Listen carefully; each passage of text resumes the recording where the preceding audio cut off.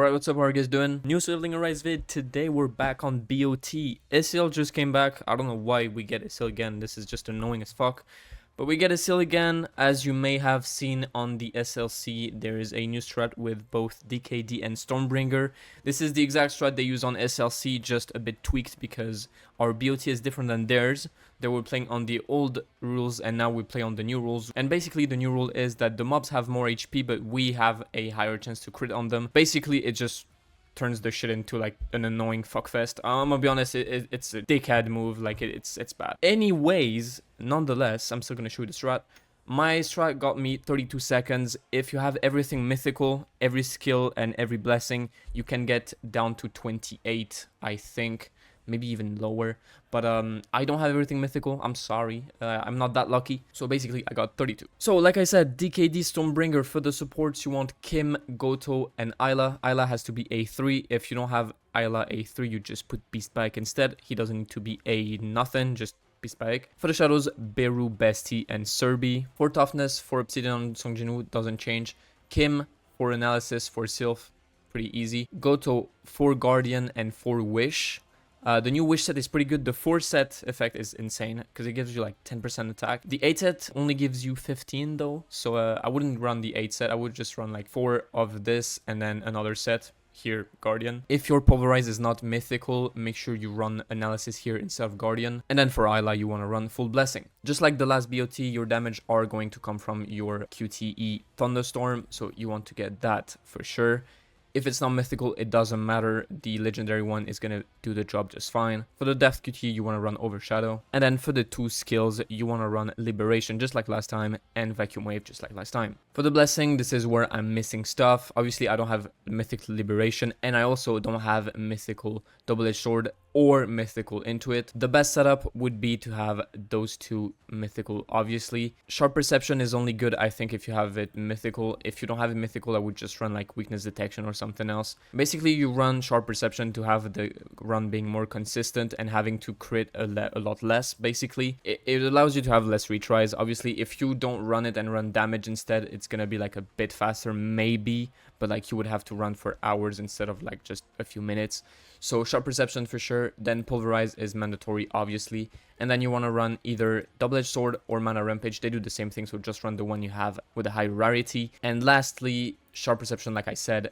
If you don't have it mythical, probably just Weakness Detection. Finally, for the cores, the supports don't matter. Don't worry about it. For Songjinwoo, you want the 5% attack one on the top and the MP consumption reduction one on the bottom as always. Obviously, you need to have the intelligence required for your Intuit. So if you have it legendary, you need 200 points of intelligence on your Songjinwoo. If you have it mythical, you need 220. And make sure you have at least 300 strength points for both DKD and Stormbringer. It's in their passive, so make sure you have that. Kim and Goto need to run that SR weapon.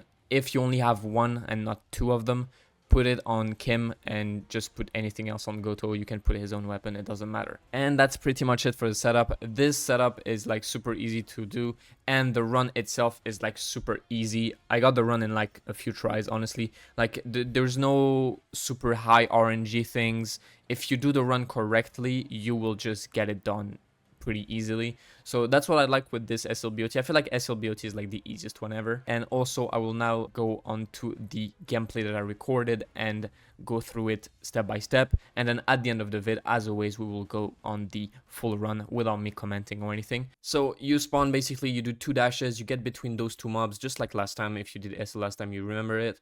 You look back, use your Liberation, then you dash away instantly. Get through the portal, get to the second wave of mobs, you get between them once again.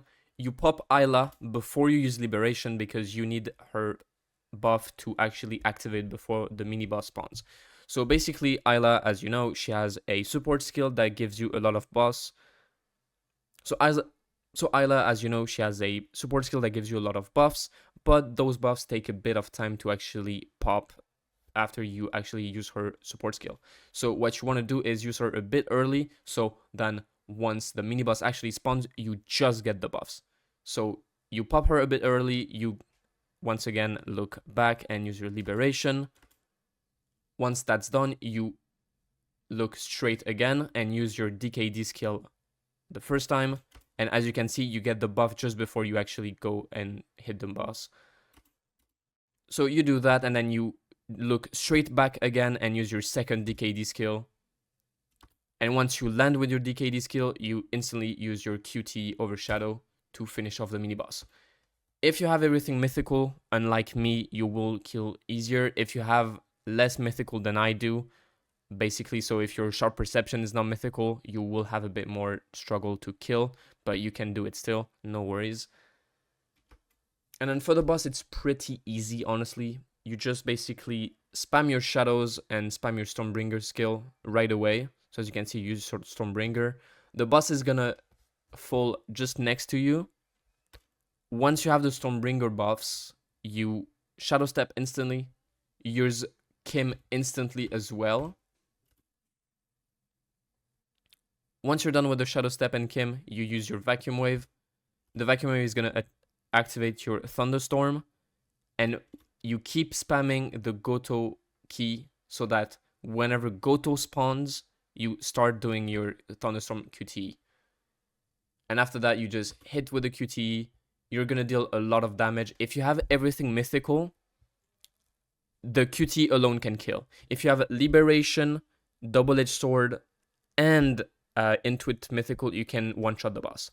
I don't have it, so I can't one-shot. If I did one-shot, it would have been a 29.40 seconds run. But, I mean, I don't. So, basically, I have to use one more Liberation. And since my P2 was too fast, so basically how it works is that Liberation is supposed to actually reset your Thunderstorm. But the thing is, the first ever QT that you do actually resets it without actually you using it. So basically the cooldown still applies. So whenever you get to the boss, if you're too fast, the cooldown is still not up. So you're going to have to use a second Liberation like I did, and then use your QT. I would have probably been able to actually kill with the 2 Liberations. I don't know if both of them crit, but whatever. The boss was left at 4% HP, so I just used my last QT and it was over. So that ends up at 32.7. Once again, like I said, the more mythical stuff you have, if you have like mythical Liberation, like I said, or the 2 blessings that I don't have, you will be able to get sub 30 without any problem with that setup.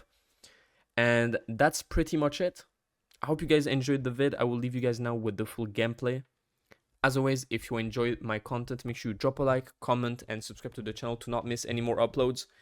I try to upload 2 videos a day, and at least 1 a day if I can't do 2. So I greatly appreciate the support. As always, I have many codes available on the Netmarble Creator Program. So if you want to get those free codes, make sure you support me there as well. The link is in the description and in the pinned comment as well. Once again, thanks a lot for everything that you guys do for me. I will see you guys in my next one. See ya.